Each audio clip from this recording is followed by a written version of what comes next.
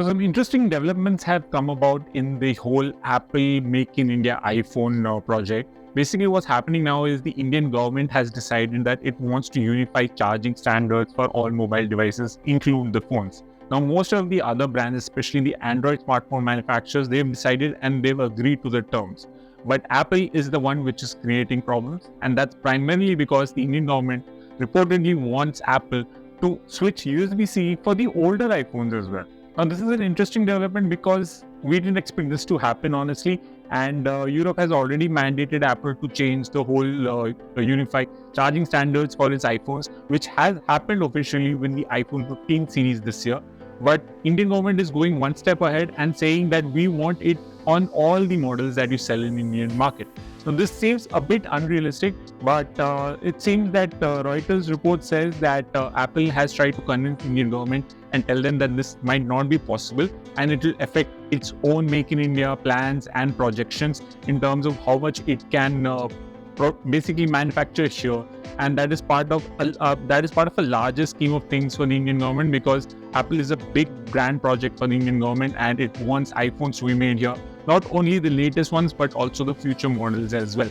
This development is going to be interesting to track because Reuters says that Apple is trying to convince the Indian government, and the Indian government has basically mandated all these manufacturers to comply with the USB-C charging standard for all mobile devices by June of 2025, which is 6 months after what EU has already decided for December 2024. So now you must be wondering, why are these changes happening and why is the European Union deciding that it wants to unify charging standards?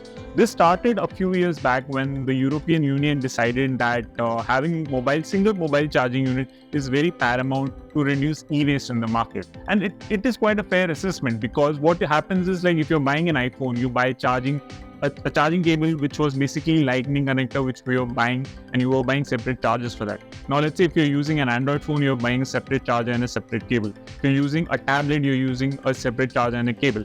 Now it's just too much of basically e-waste that is creating, and the Union decided that it wants to reduce this and make some kind of impact on the environment, which is a fair call if you ask us. And Apple did something similar. Apple said that we will stop giving you chargers because most of the iPhone users already have their old chargers and the charging speeds haven't really changed so much, so it's not as if like they're going to get any kind of disadvantage by using the older chargers. These rules mean that having one charger for all these devices ensures that people can just carry one charger in their bag and charge all their devices without any inconvenience of carrying so many chargers. The same rule is what the Indian government wants to apply, and instead of December 2024, they are happy to do this in June 2025. Now, the 6-month timeline is primarily being given so that companies like Apple can comply, but it just seems quite interesting to see how it pans out, because other brands, especially the Android phone makers like Samsung and all, they seem to have agreed happily to make and comply with these changes. Apple is the one facing challenges because the conditions being put forth, as per the Reuters report, it basically wants all the older models to be included in this as well. The biggest challenge here is that older iPhones changing to USB-C will be a dramatic design development that Apple will have to go through.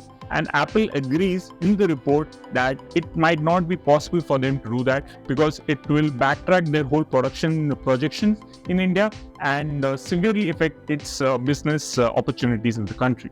So it'll be interesting to see how this whole episode pans out and what Apple and Tim Cook decide to go about with, especially after having some kind of discussions with the Indian government in the coming few months.